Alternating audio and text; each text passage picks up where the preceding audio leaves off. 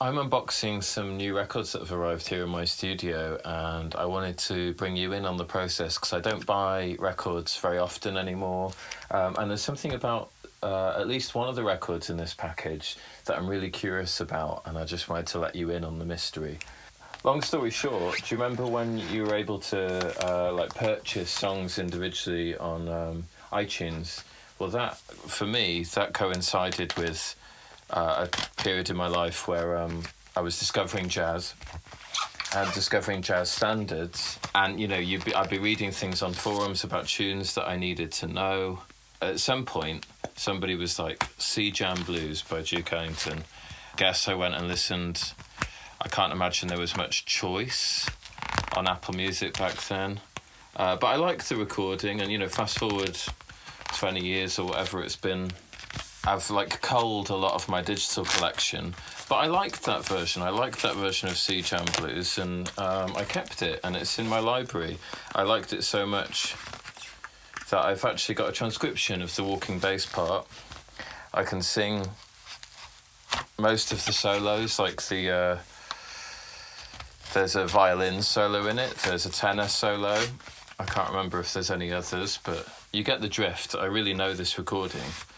And then confusion around who plays bass on that version of Sea Jam Blues is where this record comes in. So the version is like 4 minutes, 50 seconds long. It is a big band version. And you search YouTube and you can't find it anywhere. The only place I could find it on Spotify had the same artwork as the compilation it had come from, like the very best of Duke Ellington or something ridiculous. I'm willing to admit it could be someone else's band playing it, actually. It could be one of those funny licensing things.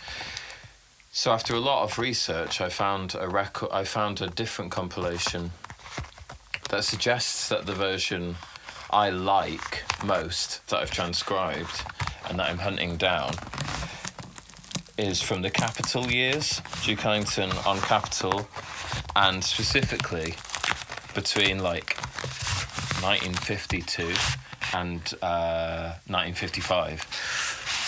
So I went and I had a look, what records did he release in the 50s that featured Sea Jam Blues, and I found an LP. On Discogs it doesn't say how long each piece is, and I've got a theory, so we're going to listen in a second to check whether or not I've found the right LP, and also we're going to learn whether or not it's got the personnel on it. First up though, in the same package, obviously always a good idea to buy records in bulk when you can, even just the cheap ones, because then you save on packaging. So we've all got this record, I'm sure, the legendary Jazz at Macy Hall. This was originally released as just the quintet, wasn't it? Not Charlie Parker. Now I've got this record. This is a 70s pressing of it. The original lineup back then was, which is why it's such a legendary performance, there's Charlie Parker, Dizzy Gillespie, Bud Powell, Max Roach, and Charles Mingus on bass. Famously, the bass recording was so bad in its audio quality that later he multi-tracked extra bass at a later date to make it clearer, which just sounds wild when you listen to it. Anyway, this is just me trying to get a little closer to the original pressing. I've got a later pressing of this. So that's what that is. What else have we got? What else did I order? Oh, cool. Right, so a cleaner copy of this legendary album. This is Wynton Marsalis Standard Time Volume 1. Probably around the same time that I ordered that Duke Ellington digital download when I was a kid. My primary school music teacher, Hevin, I owe him a lot. He encouraged me a great deal as a bass player, as a musician in general, but he was a big jazz fan, still is. Occasionally I bump into him, and he lent me this CD when I was about 14, and the whole thing blew me away, but in particular that like infamous recording of Autumn Leaves where they modulate throughout the head. But the reason I've bought this now is because I've recently done a transcription of the blues off of this, Soon All Will Know, and it's Robert Leslie Hurst III on bass, and I just really love his playing. I love his sound. I think he's great. I've got some recordings of him with Mulgrew Miller as well that I also love, so that's just a cleaner pressing of that. Glad to finally have that on vinyl. Right, okay.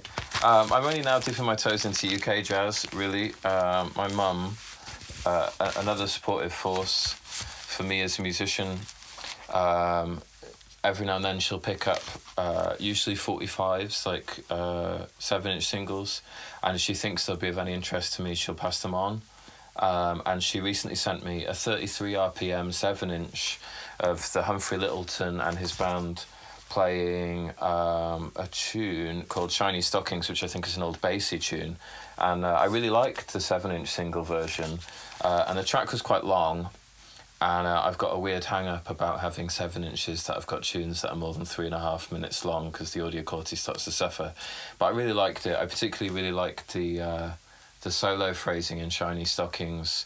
I think it's like a Barry sax solo. Joe Temperley. And he's got this kind of drunk phrasing, which is just really, really infectious and just really beautiful and, you know, intentionally loose, very lyrical. So I thought I'd get the album and see what the rest of this is saying. So I don't really know what that record's going to be like, except that I can now sell the 7-inch and this can take its place.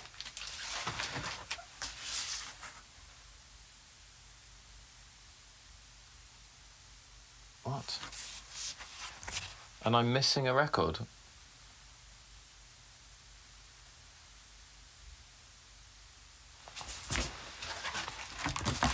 I am. I'm a record short.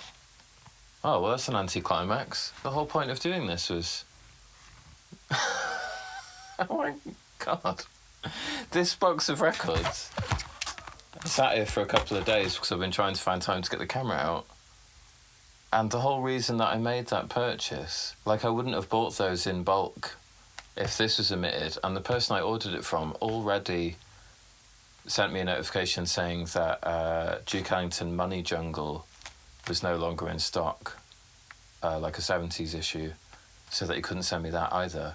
And then they've just not put another record in there. Oh. Well, there you go. That's a... Unbelievable. That's definitely a contender for the, most pointless video I've ever done. It is number one, the most pointless video I've ever done. I'm going to go and write a very strongly worded letter.